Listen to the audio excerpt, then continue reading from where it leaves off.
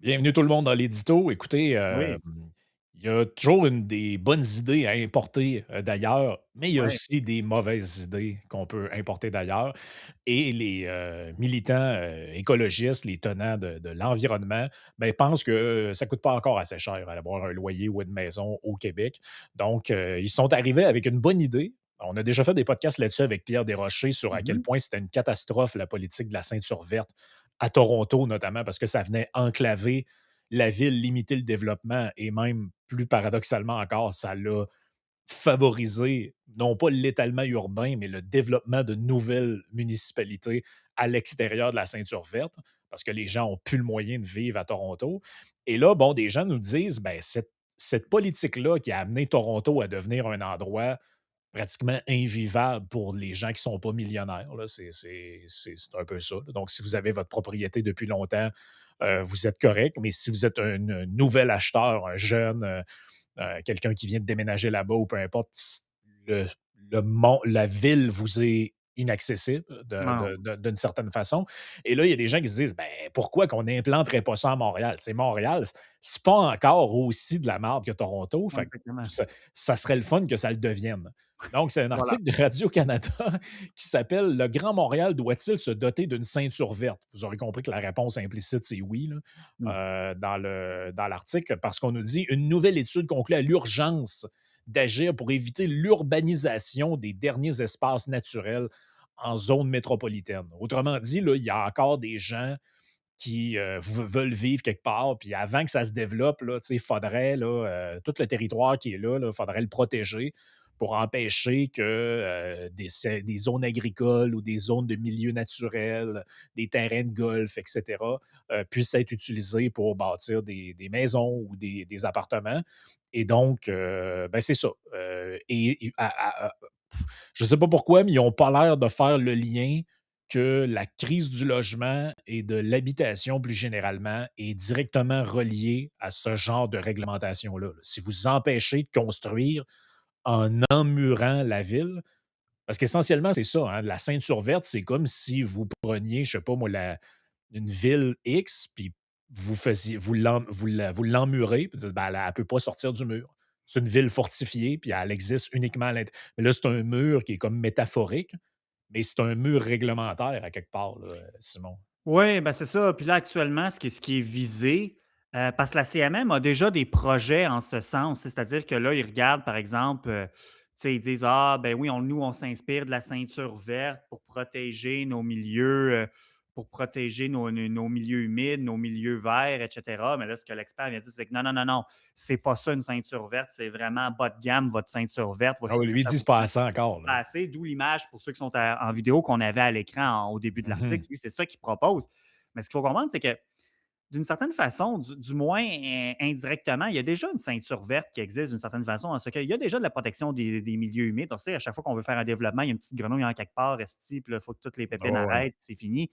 Fait qu'il y a déjà des milieux humides, il y a déjà des milieux verts. Bon, il y a déjà des forêts, des territoires protégés, etc., dépendamment du zonage aussi, des terrains que tu ne peux pas exploiter. Mais là, actuellement, bon, il y a des terrains de golf que, bon, parce que tu sais, souvent dans le sport, c'est des modes. Il y a des terrains de golf dans la région de Montréal. Pas tous, il y en a encore qui marchent très bien, mais il y en a d'autres que sont, tu sais, qui ont fermé ou qui ne marchent plus bien, bien. Fait On que dit qu'il y là, en aurait une dizaine là, ouais, qui sont sous-utilisés ou plus ou moins utilisés, là, et donc il faudrait protéger ces terrains-là de bon, on voit la carte là, ici, là. Vous c'est voyez là, ça. ça un petit peu partout, là. Il y en a quelques-uns sur l'île, il y en a à l'île, il y en a à Saint-Eustache, il y en a, Il y en a à à la l'île Bizarre. Puis c'est ça, je trouve que cette carte-là est imparfaite parce que, bon, ce qui est en rouge, c'est les terrains de golf qui fonctionnent plus. Fait que tu vois, tu sais, Mascouche, Terrebonne, il y a une contestation judiciaire. L'autre qu'on voit à Laval, ben lui, la ville a réussi à le protéger. Il n'y a pas eu de contestation. C'est un terrain de golf qui n'était plus en opération. La ville a réussi à le protéger pour en faire un genre de grand parc, espace vert à l'abri du développement. Mais les autres zones en verte, les autres terrains de golf, c'est pas tout. Tu sais, il y en a des terrains de golf là-dedans qui marchent encore très bien. Je le sais parce que je vois celui où c'est que je me suis marié, notamment. Tu sais, fait que ah oui. je trouve que c'est ça qui est un peu imparfait, mais si on met ça de côté, tu te dis, bon, ben, ça fait quand même des zones qui actuellement, en tout cas, il y aurait peut-être de quoi faire avec ça finalement, tu sais, mais là, nous, on dit non, il ne faut pas. Il faut pas. Ben, c'est ça, Et là, on nous explique c'est quoi une ceinture Ouais. verte. Une ceinture verte, c'est une bande continue de forêts, de terres agricoles ou de milieux aquatiques qui restreignent la construction. Mhm. Moi, ce que j'aime, c'est qu'il avoue carrément que c'est ça l'objectif, là. C'est pas un truc détourné. Non, non, le but, c'est qu'on puisse pas construire. C'est ça. Là, tu te dis: «Ouais, mais si on construit pas», heu, en fait, c'est ça le bout. Je comprends que la réponse qui vont arriver, c'est ils vont dire: «Ben, ça prend du logement social», tout. Ouais, mais il va être où votre lo tu sais, c'est qu'à terme, je comprends, là, tout le monde veut qu'il y ait un certain nombre de parcs. Puis, tu sais, j'étais allé dans des villes comme Londres. Là, tu sais, un des trucs qui est fascinant quand tu vas à Londres, c'est la quantité de parcs et d'espaces verts qu'il y a. OK, Mhm. parfait. Ben, tout le monde est pour la tarte aux pommes. Personne n'a envie d'une espèce de ville bétonnée où il n'y a aucun espace vert. Mais tu sais, est-ce qu'on peut prendre en considération qu'on est au Québec? Tu fais une demi-heure de char à peu près dans n'importe quel sens, tu es rendu dans le bois. Là. Ouais, mais ça, plus loin dans le Euh, texte, on dit que c'est pas bon de penser de même, là. On va y arriver tantôt, là, l'étalement urbain, c'est pas bon. Il y a peut-être un point sur lequel je vais leur donner raison, qu'on va y revenir plus tard, mais tu sais, si on prend spécifiquement le cas des terrains de golf, c'est parce que tu dis c'est déjà des terrains qui étaient, bon, tu as des terrains publics, mais même à ça, c'est bon, tu as des terrains publics, des terrains privés de golf. C'est pas des terrains qui étaient accessibles à la population de même. C'est pas comme si on disait on enlève le parc du Mont-Royal puis on met des tours à condos, là. Je veux dire, il n'y a personne qui propose d'enlever des parcs qui existent déjà. C'est de prendre des terrains de golf qui étaient déjà exploités, puis c'est de les reconvertir en immobilier. Je veux dire, bon, parce qu'à un moment donné, je comprends que ce serait le fun, là, tu sais, qu'il y en a qui aimeraient ça avoir plus d'espace vert pour des activités, mais c'est parce que là, malheureusement, tu as des impératifs plus impérieux, c'est le cas de le dire. Puis là, c'est comme il faut loger notre monde. non, c'est ça, ben, exact. Ça, c'est un voilà.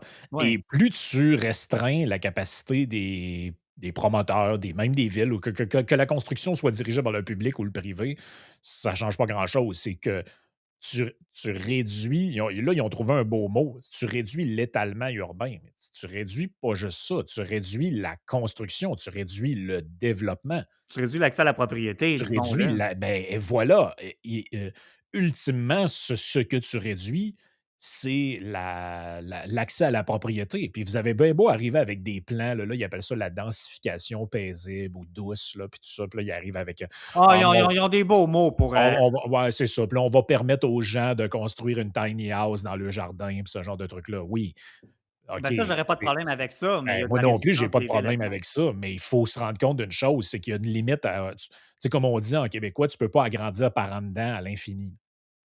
Tu sais, c'est comme dire: «Ah, ben, je vais te permettre chez vous de faire une chambre de plus en divisant une pièce en 2». Ben oui, mais un coup que je vais l'avoir faite, je peux pas la diviser en 3, puis en 4, puis en 5. Ben non, c'est Tu sais, ça. c'est que, OK, parfait, on va permettre des constructions plus collées, on va permettre à des gens de faire avoir des guest house, puis ce genre fait Parfait. parfait, j'ai rien contre ça, c'est le droit de propriété des gens. En fait, ça aurait jamais dû être interdit, mais Mmh. le problème, c'est que là, vous allez OK, vous limitez l'étalement urbain, parfait, en emmurant les villes avec la ceinture verte. Mais là, on a déjà des enjeux d'infrastructure au niveau des villes qu'on a tellement densifié dans certains coins que quand il tombe 3 millimètres de pluie, les égouts débordent. Puis s'il y a trop de monde qui flush la balle en même temps, ça déborde de partout. Là, on Ouais, va faire quoi avec ça? Là? là, c'est un autre effet pervers de notre allergie en fait, il y a l'allergie du développement, mais il y a également juste le déficit d'entretien de nos infrastructures qui vient nous mordre dans le derrière. Parce que ça, c'est le point que je vais donner à ces greens-là, c'est que, tu sais, l'étalement urbain, ça amène plus d'infrastructures parce que c'est ça, tu sais, tu as plus de routes, il faut que tu amènes tes tuyaux, tes canalisations, tout ça plus loin. Bon, Ouais, c'est ce qu'ils déjà, disent ici, là, que ouais, ça, c'est ça. ça permet d'optimiser l'espace. Moi, j'ai rien contre ça. Le problème, c'est que ce que je dis, c'est que ça fonctionne juste pour un temps. Tu pourras pas densifier. Tu sais, mettons, si tu vas à New York, je pense pas que tu peux densifier la ville plus qu'elle est là. Non, c'est ça. Tu arrivé pas mal au bout, là. Puis le problème, c'est qu'après, tu amènes un paquet d'éléments contradictoires que les gens qui font la promotion de ça prétendent aussi lutter contre. Par exemple, la pollution par le bruit. Mais les Ouais, là, amis, tu les plus vous NIMBYs allez qui sortent, les Not in my backyard qui se font aller, là. Ça puis ben, les greens plus honnêtes intellectuellement, il y en a pas tant que ça, mais il y en a. Ces greens-là vont reconnaître que les NIMBYs font partie du problème. Mais tu as beaucoup de gens qui prétendent être des greens, mais qui sont uniquement des NIMBYs. C'est qu'arrêter, tu dis: «Ah ben moi, mon quartier, tu sais, moi, quand je me suis construit ici, c'était un champ à côté d'une forêt. Ils ont développé le champ et gardé la forêt. Moi, je veux pas que personne vienne s'installer dans ma forêt. Je trouve ça beau, les arbres. Je vais marcher avec mon chien. ou bien encore, Ben oui. ah, ben c'est paisible, ou ben c'est parce que là, si on construit trop, éventuellement, ça va faire baisser la valeur de ma propriété parce qu'il va y avoir moins de rareté. Tu as beaucoup d'intérêts égoïstes là-dedans, tu sais, mais là-dessus, ils n'ont pas tort. C'est que oui, c'est sûr que tu sais, si tu ajoutes de plus en plus de routes, ça fait plus d'infrastructures à entretenir. On a déjà du mal à entretenir ce qu'on a déjà. L'affaire, c'est que c'est un peu. C'est parce qu'en réalité, c'est deux choses distinctes. C'est-à-dire que quand tu es rendu au point que tu ne peux plus développer parce que tu n'es pas capable d'entretenir tes infrastructures, je trouve qu'on fait pitié en esti. On est-tu vraiment un pays du premier monde ou quoi, là, finalement? Tu sais, je Ben, pense. c'est que moi, je comprends pas l'intérêt. Tu sais, je peux comprendre ce genre de politique-là dans un pays où il y a 1 milliard de personnes ou encore dans des très petits pays d'Europe qui sont enclavés comme le Luxembourg et autres. Hmm. Tu n'as pas le choix de densifier si ta population augmente parce que tu ne peux pas agrandir tes frontières, puis tu as une limite au territoire à un moment donné que tu peux utiliser. Mais la réalité, c'est qu'au Québec, on a des immenses régions sous-peuplées, mais on dirait que le but de la vie, c'est de prendre tout le monde partout sur le territoire, de les faire vivre à Montréal ou au Québec. Tu sais, ça ne peut pas fonctionner, là. Tu sais, Ouais. c'est normal que c'est pas normal qu'on envisage le manque d'espace comme si on était dans un minuscule pays européen. Tu sais, je veux dire, moi, je comprends pas pour. À mon sens, à moi, puis je pense que c'est un peu le bon sens populaire qui dit ça, c'est que je pense que à la quantité de gens qu'on est au Québec, tout le monde devrait pouvoir avoir, s'il le souhaite, une maison avec un terrain, là. Il n'y a aucune raison, moi, à mon avis, qui empêche ça techniquement, là. On n'est pas dans un endroit où on devrait avoir comme but de vivre dans des tours à condo, à moins que c'est ce que vous vouliez. Il y a toujours des gens qui vont vouloir ce mode de vie-là. Mhm. Je ne dis pas que tout le monde doit avoir un bungalow avec une piscine, mais je dis que on ne devrait pas rationner ce truc-là. On a l'espace, on a le territoire. Ouais, puis par ailleurs, tu sais, l'enjeu de la densification, ça vient également créer un stress au niveau des infrastructures, parce que Ben les oui. infrastructures qu'on a, comme je le disais, sont vieillissantes. Je veux dire, à Montréal, tu as des coins, tu as encore des vieilles canalisations en bois en dessous des rues, puis tout. Fait que tu te dis, bon, je sais pas jusqu'à quel point que tu peux rajouter des étages, puis des étages, puis des étages par-dessus ça de monde qui flush, puis qui prennent leur douche à tous les jours, là. Je veux dire, il y a ça aussi. Fait que, tu sais, Ouais, puis il y a des effets aussi pervers à la densification. En général, ça vient qu'une augmentation de la criminalité, une augmentation de phénomènes comme l'itinérance, tout ça, la pollution par le bruit, la pollution de tout ce que vous voulez. Tu sais, c'est pas un. ouais, puis dans le c'est- c'est- COVID, c'est- on nous disait, tu sais, les virus circulent en ville, puis tout, puis tout. Bon, tu sais, Ben oui, ben il y a oui, ben toujours. oui. Mais, tu sais, ultimement, un peu comme disait Coder, on peut marcher puis mâcher de la gomme en même temps. Moi, j'ai pas de problème qu'on permette les mini-maisons sur les terrains de maisons déjà existantes, puis qu'on densifie les villes. Mais parallèlement à ça, on peut très bien aussi faire de l'étalement urbain puis développer des nouveaux quartiers parce qu'on est rendu là, tu sais. C'est aussi simple que ça, là. Mais en fait, moi, je trouve que un des gros problèmes de cet étalement-là, quand il y en a un, c'est que l'étalement se fait, mais les centres d'emploi demeurent au cœur de la ville initiale. Tu sais, donc là, mettons, tu vis à Mmh. Paris, tu es en banlieue, mais ton travail est au cœur de Paris parce que tu travailles à la Tour Eiffel ou, je ne sais pas, c'est Champs-Élysées ou peu importe. Donc là, tu dois te déplacer vers le centre. Fait que c'est ça qui est le réel enjeu, en fait. C'est comment amener le monde des périphéries de la périphérie vers le centre. C'est tout l'enjeu de l'embouteillage, puis tout ça. Mais je pense qu'il y a, tu sais, il y a peut-être de quoi à réfléchir là-dessus, en particulier au niveau du gouvernement, là.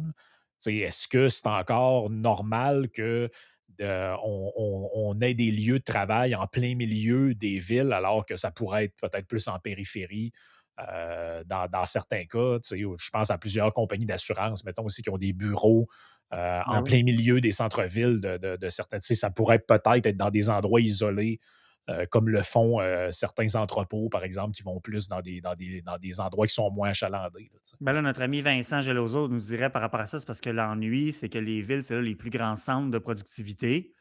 Mais bon, il y a différentes manières aujourd'hui de rendre notre prestation de travail. Tu sais, le télétravail, c'est moins à la mode que ça l'était pendant la COVID. Puis on sait un peu pourquoi. Il y a des enjeux au niveau de la productivité et tout, même s'il y a il y a des gens qui disent qu'on a tort de dire ça, là. Mais le fait est, c'est que, tu sais, tout, il faut regarder ça dans son ensemble. Il faut avoir une approche téléologique et puis se dire, ben, OK, mais est-ce qu'on. Oui, peut-être un peu de télétravail lorsque c'est Mhm. possible, parce que tu as un moyen d'encadrer la productivité de tes employés. Ben oui, tu vois, là, il y a un terrain de golf là, qui ne sert à rien. On n'enlève rien aux citoyens. Les citoyens n'y avaient pas accès avant.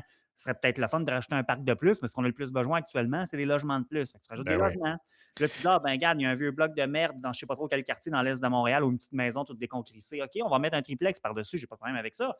Mais c'est parce qu'il faut pas s'emmurer, c'est le cas de le dire, comme ce que le professeur dans le texte de Radcan nous.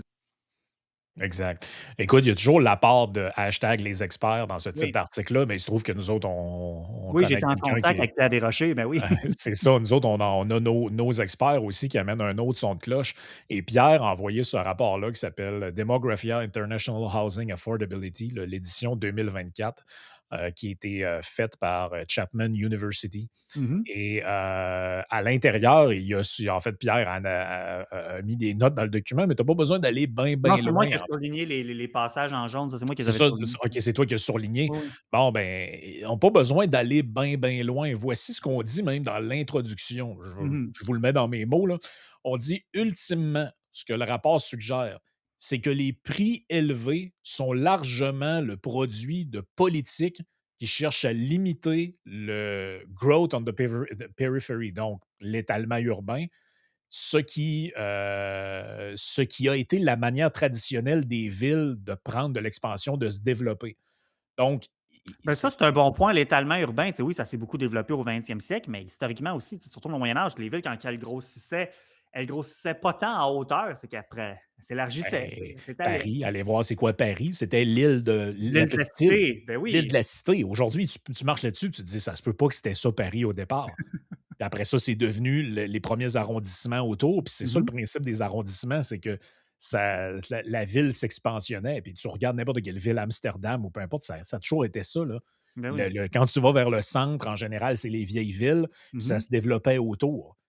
Mais tu sais, c'est drôle, il le dit carrément. Les prix élevés sont le produit des politiques qui limitent le développement. Ben oui. Et qu'est-ce Fait que que, le tu sais, monsieur dans le texte de Radcan précédemment nous invitait à faire? Adopter plus de politiques qui viennent limiter le développement. mais Mais par exactement. exemple, il y a un point qu'il faut dire, ce monsieur-là, il a jamais parlé d'accès au logement, là. Lui, il s'en calisse, là, tu sais. C'est ça. Au moins on peut pas dire que c'est un hypocrite, c'est juste pas dans son radar. Fait que tu dis: «Bon, Non, mais tu sais, c'est sur on le mien, par comprend. exemple, puis sur le nôtre, là, puis sur nos Non, auditeurs». mais on comprend que c'est parce que ça fait quoi, 4 ans qu'on nous parle à peu près tous les jours de la crise du logement? Ben oui. Ben, on dirait que c'est ça des fois, puis ça, j'en parlais avec Joe Hamel le mané de ça. On dirait que dans l'esprit de plusieurs personnes, les sujets sont jamais interconnectés. Tu sais, c'est comme, OK, aujourd'hui, on va parler de la crise du logement. Demain, on parlera de l'environnement.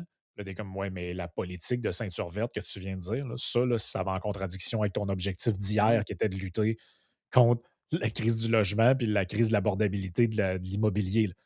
Ah, ouais, ben oui, ouais. C'est que les sujets, on vit dans un monde interconnecté, là. Ben oui, Et voici ce qu'il dit dans le deuxième paragraphe. Les prix élevés de l'immobilier par rapport au rel- revenu. par rapport aux revenus ont un impact. euh, Féodalisant. Ouais, c'est ça, c'est difficile Ouais. à traduire comme tel, mais en gros, ce qu'il dit, c'est que dans des États comme la Californie, l'impact a été particulièrement négatif chez les jeunes, les minorités et les immigrants. Ouais, ben, c'est ça, j'ai mal traduit. C'était pas féodal, c'était feud, comme genre, dispute. C'est que ça Ouais, c'est entraîne des ça. tensions sociales, puis c'est beaucoup d'ordre à l'ordre du jour, ça, aujourd'hui, là. Donc, fait qu'en gros, c'est ce qui est un peu drôle, c'est que ces mesures-là, voulues par les progressistes, entre guillemets, en général, là, c'est pas bien des conservateurs qui font la promotion de ces affaires-là, Non. sont des ultimement, ont des effets de ségrégation. Ils nuisent aux jeunes, aux minorités et aux immigrants. Mais es-tu vraiment surpris d'apprendre ça? Si tu protèges les acquis, qui détient les acquis dans les grandes villes? Ben, la population historique, entre guillemets, donc dans le cas de Montréal, ben, qui détient les maisons à Montréal, par exemple, sur l'île? Ben, dans beaucoup de quartiers, ça doit être soit des anglophones ou des francophones, mais c'est pas des gens qui arrivent Pas du des nouveaux Congo. arrivants. Non, C'est non. pas du monde qui était au Congo il y a 3 semaines, on a compris ça. Puis c'est pas non plus des jeunes. Non. Puis c'est probablement pas des gens avec des problèmes comme des handicaps ou ce genre de trucs-là. Puis tout. Donc, en fait, en venant faire ça, tu consolides les acquis de la classe qui possède déjà pour nuire à ceux qui voudraient posséder. Ben oui. Au nom de quoi? Au nom de l'environnement. Et c'est donc là que l'environnement devient un peu, pour reprendre une expression galvaudée, l'idiot utile de ceux qui possèdent, là. finalement, là. Mais tu sais, j'ajouterais peut-être, j'avais mentionné précédemment, tu sais, tu disais, c'est pas des conservateurs qui poussent ce genre de politique-là, mais un peu comme je le disais, c'est que des fois, tu as des gens, peut-être qui votent pas conservateurs, mais sont conservateurs dans leur quotidien, comme nous rappelle Jeff Fillion. Tu sais, justement, désolé de taper encore du sucre sur leur dos, mais des boomers, notamment, ben justement, la classe possédante, peut-être qu'elle vote pas pour des partis conservateurs, mais justement, c'est des gens, tu sais, qui disent, ah, ben moi, il faut pas que mon quotidien soit perturbé, faut pas. Ouais, ben là, ça va-tu être un étrange qui va apparaître à côté de chez nous, là, dans sa maison, dans la nouvelle maison qu'ils vont construire ici? Ça me tente pas, moi.